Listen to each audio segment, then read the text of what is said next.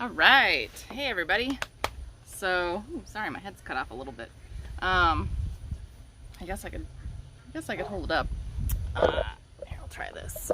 I just hope that my phone doesn't. Oh, that's way too high. Well, I just can't. I can't win today. I don't know. Let's see if this will make it just a little bit higher. Maybe. There. Sorry. Yeah, I broke the camera holder on my other adjustable tripod, so I'm just making do with my little one. But yeah, anyway, so hi everyone. What's going on? Today we're doing tatting, and we are making Josephine rings. Sometimes people call them Josephine knots, especially old texts will sometimes call them Josephine knots, but I'm going to show you the two ways to do that and some of the variations on them. And then let's see, we need to talk about fun stuff. Slow yarn crawl is still going on. If you haven't picked up your passport yet, there's still time. It's a slow crawl. It's a very slow crawl. So you have all the way until September, what is it, 6th this year, I think? I think it's September 6th. It's a long time. It's all the way through Labor Day. We basically start the Friday before Memorial Day, and it goes all the way through Labor Day. And you have the whole summer to go slow crawling. I've already seen people that are starting to finish some of the regions. They're having fun. There's 50 patterns. There's 32 shops. There's knit patterns and crochet patterns. And it's tons of fun. So if you haven't checked that out, do that. I put a ton, I do mean a ton. Okay, maybe not a ton, but it was a lot of books up for pre-order on our Black Sheep Fiber Emporium website. So if you haven't been on lately, go check out the shop online function and go to books, go to pre-order, and you can find all of the books that we are going to order in the next week or so. We just want to see what everybody thinks about them and if they want some. So we're trying to get a few pre-orders in before we actually order our copies. And plus we want to make sure that we have enough books for everyone. I think Tina and I want a copy of all of the books, so we know that we want 2 of every book for sure, or most of them. But anyway, if you haven't checked out our online shop recently, go have a little poke around. There's a lot of good stuff in there. What else do I want to tell you about? Oh yeah, Year of Self-Care. The Year of Self-Care is ongoing, and this is July still. Make sure that you're posting and tagging Black Sheep Fiber Emporium so that I know that you're playing along. Tell your friends about it. We're doing the Year of Self-Care. I mean, the only thing you have to do is take a picture of something you're working on and tag Black Sheep Fiber Emporium. That's it. It's the whole thing. This is, of course, July, and we are doing, let's see, Christmas in July. That's what I called it, right? Christmas in July. And for me, that means I made my hand-spun hand knit sweater already. I'm gonna wrap that thing up for myself on the last day of July, and I'm gonna make myself some cookies that I usually only make at Christmas, and I am going to enjoy a little Christmas in July for myself, because usually I am making things for others, and yeah, and I want to make some things for myself, but I'm also buying things for myself because I want books. I want all the books. So yeah, I'm definitely, we're gonna make an order, and I'm gonna get some books in, and I'm gonna wrap up a big old pile of books for myself for my Christmas in July. And my husband is gonna be so frustrated with me because he doesn't understand why I love books so much. And I really have tried to cut back on my crafting library and my pleasure library, but I just love books. I love them. I like the smell of them. I like the feel of them. And there's more and more research coming out that says that having a concrete physical book in your hand leads to a deeper understanding and better learning. So just want to throw that out there. Anyway, so those things are going on. Remember, next week I will not be here because I am going to be in classes and attending my online convention for IOLI. And if you don't remember what that is, it's the International Organization of Lace Ink. And see, Bev loves books too. And I love getting my physical copy, there we go, see, physical copy, of my IOLI bulletin every quarter. I like having the physical copy to read and look at. I love having a digital copy of it too, because it's sometimes nice to reference it.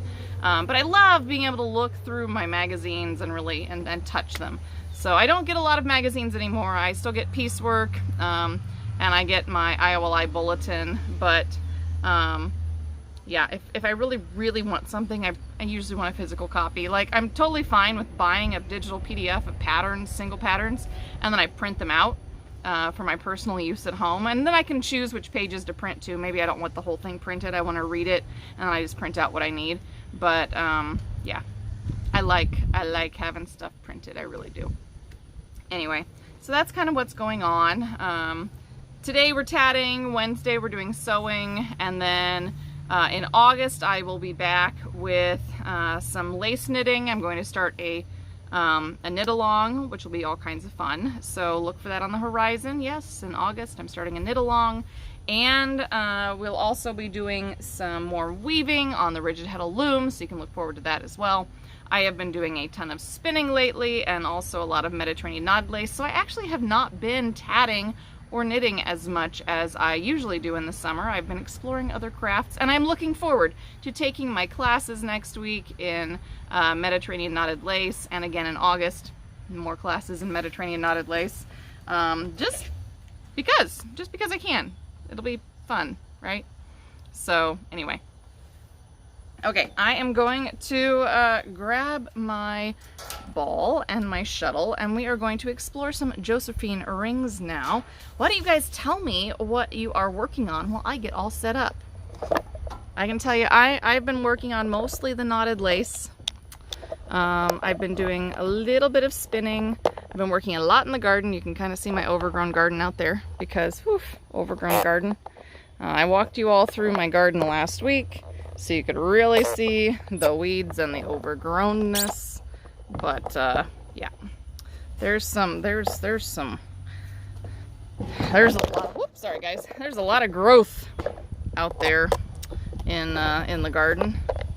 And anyway, okay, hopefully I have this stretched out enough. Alrighty, so here we go. Here's our tatting here.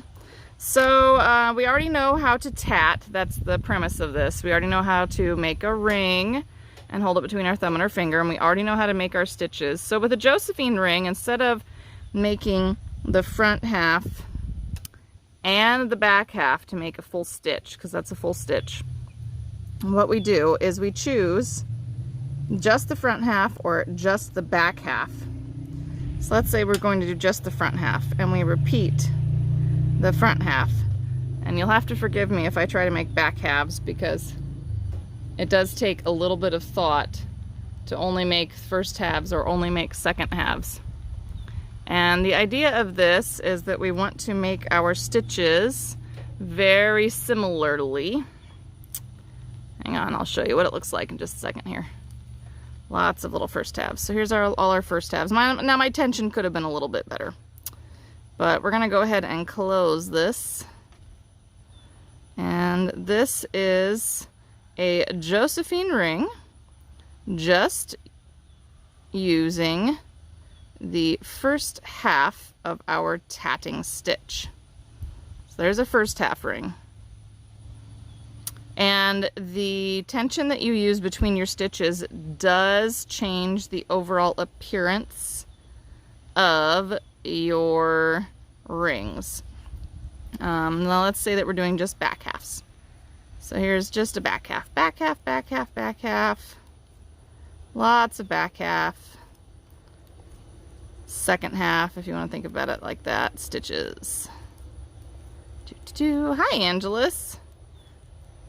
All right, so here is a Josephine ring made using just the second half of our tatted stitches. Now this one I made a lot tighter.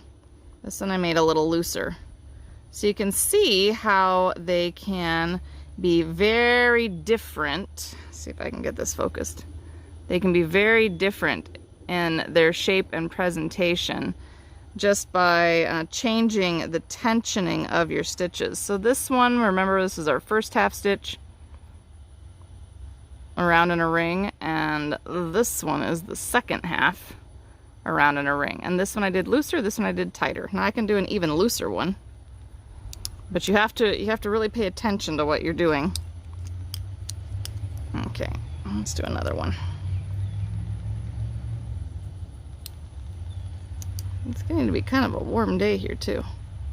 Oopsie, I just tried to do first half, second half. It's just so ingrained in me. See if I can do this really loose. I don't know if I can.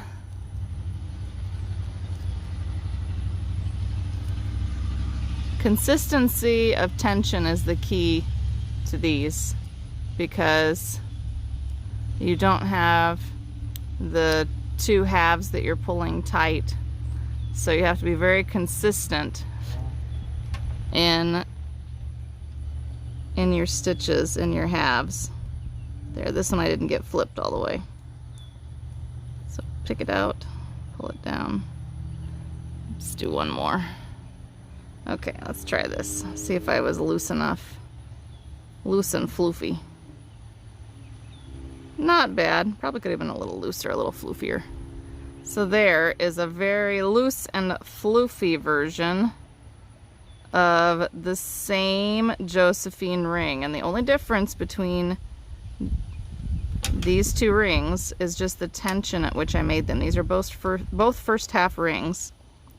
And then here is the second half ring that I pulled really tight. So again, these are all three made using the same technique. It's just that they have different tensions. So, there, see if I can get these to focus. Come on, focus. There we go. These are all Josephine rings. The only difference between them is the tension. This one again was the second half only. These two are first halves only. And it's just tension. It's just tension. This one makes a bigger, floofier ring here than this one. This one makes a really tight ring here. So these are Josephine rings. And you can, of course, adjust the overall shape and size of them based on the number of half stitches that you use, as well as the tension that you use for creating your rings, and also how tightly you pull them. If I pull this tighter, it does change that center, and it's going to lock that center down more so that I have less of a hole here in the center. So anyway, tension is very, very key for making Josephine rings that are the same. So if you're really mad and you want loose Josephine rings, yeah, just be careful. Because if you're really mad, you might pull it really tight, and then you won't make Josephine rings that are the same size. I know, right? I know. Okay, so there, that's fun. What else can I show you with single? I don't know, with a single shuttle and a ball. There's still lots of things that we can do, but anyway, these are like a really nice basic thing to know. They're kind of fun. They're great to use if you're doing 2 shuttles at a time. These are really fun. Instead of picots, sometimes you want to put in Josephine rings just for fun. They make a nice little accent. See if it'll focus. There we go. Make a nice little accent. Just something a little bit different to add to your tatting arsenal. So anyway, yeah, your lesson's really short today. I don't know what else to teach you about Josephine rings. And I've taught you so many things. It gets hard to think of new ones. Although I suppose we could just keep going back to the basics and starting over. All right. So yeah, it's like kind of warm here, and I'm kind of sleepy because, I don't know, I just haven't been sleeping as well as I would like. And Ina just does not want to go to bed. She finally went down for a nap this afternoon. Not as late as some days. I think it was about 2:15, 2:30, somewhere in there. But yeah, naps are tough for Ina. And I mean, I'm not gonna lie, I have trouble napping too. I'm not really a big napper. Sometimes I feel better if I just lay down and I don't do anything for 15 or 20 minutes, but that's also hard for me because I feel like I should just always be doing something. Does anybody else have that problem where like you feel as though you should just always be doing something? And that's part of why I took up fiber arts, was it gave me a product even though I was kind of resting while I was doing it. That's, you know, I spin and it's kind of resting, kind of not, but I spin and it gives me a product at the end of it. And I tat, and again, you know, I'm sitting and I'm resting, but my hands are working, and it gives me a product at the end of it.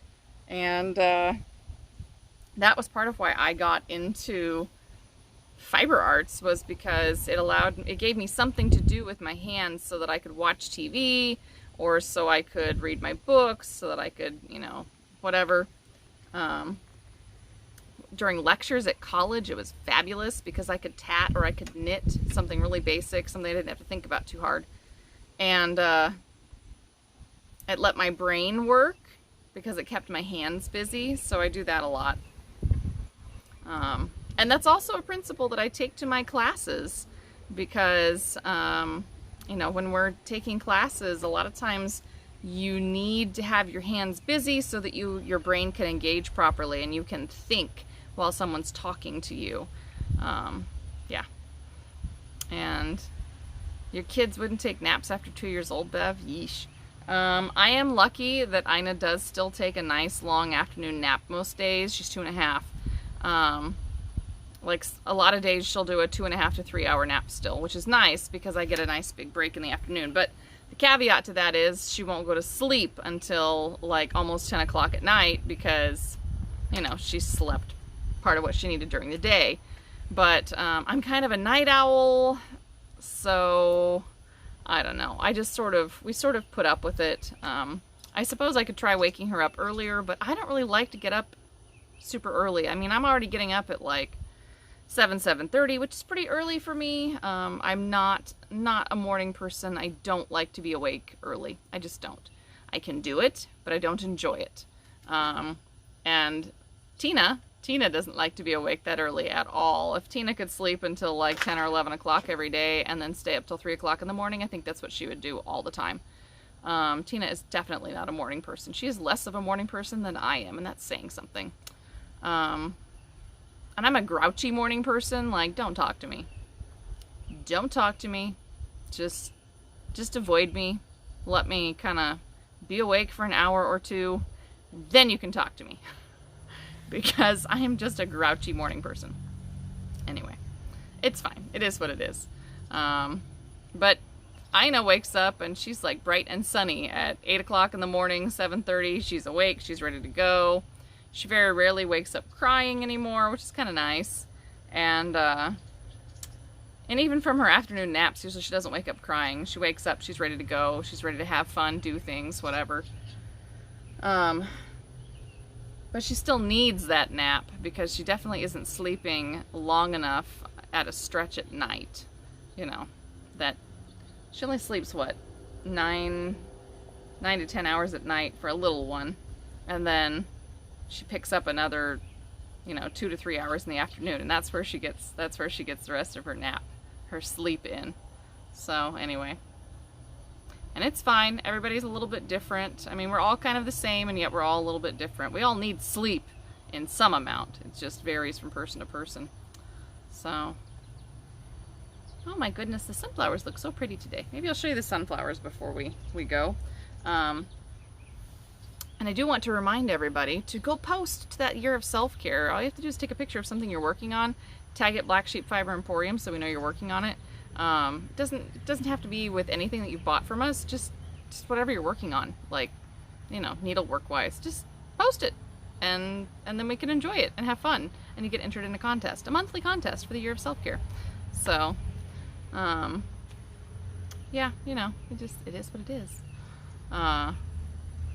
Yeah, exactly, Bev. If you go to bed earlier, then you tend to wake up earlier, and I don't really want to deal with her being awake at 6 in the morning, because I don't want to be awake at 6 in the morning. So I just let her be a night owl and wake up later, and it's fine. It's totally fine. All right, so I think Wednesday we are doing sewing. we'll probably be doing one of two things. I'm either going to take you downstairs and we're going to make another shirt or something, because I made this over the weekend because I really love this poppy fabric. Isn't this pretty poppy fabric? Look at my pretty poppy fabric, and it's super comfy because it's the same pattern that I've kind of perfected for myself. And I'm very happy with how my serged edge bands came out. Look at that sucker. It looks pretty professional, right? Not bad. Yeah, I've discovered I cannot do that with the bottoms though, so I went ahead and just did a zigzag stitch hem, and it's fine. It's totally fine. But it's very comfortable, and I love the fabric, and it fits me nice. So we might be making another shirt on Wednesday, but we might also be doing some stitching because it's been a while since I've done any hand embroidery. I do like doing my hand embroidery, so we might have to just tinker with that a little bit. I don't know, but we're gonna find out. What else do I need to talk to you about? I don't know. I need to tell you to take care of yourself, like I always do at the end of my videos, to take care of yourself mentally, emotionally, physically, and craftually. I think that's what I usually say, craftually. And here's a nice little view of my happy garden, and Avi put a little fountain kind of thing out in the pond, and the little duckies are sitting over there in the shade. And it's just a very peaceful view today of the flowers and the garden. So I'll just kind of leave you with my happy sunflowers and the pond and the garden. And remind you that I'll be back on Wednesday. We'll do some more fun stuff. And ooh, look, my snail vines are much happier out here. They've grown quite a bit since we looked at them last. Look at this. Oh yeah. Hopefully I'll have flowers that I can show you guys at some point. That's like half the fun here. Ooh, and I also have nice, I need to water my poor coxcomb, but look at this guy. Isn't this one pretty? It's sort of a peachy orange. Super pretty color. Anyway, all right. I will see you guys on Wednesday. Until then, do please take care of yourself. And remember, I won't be here next week, but I'll be back in August. Back in August, and we'll have all kinds of fun doing more fun stuff. So take care of yourself. Keep crafting. Don't forget to enter the contests. And I'll see you Wednesday.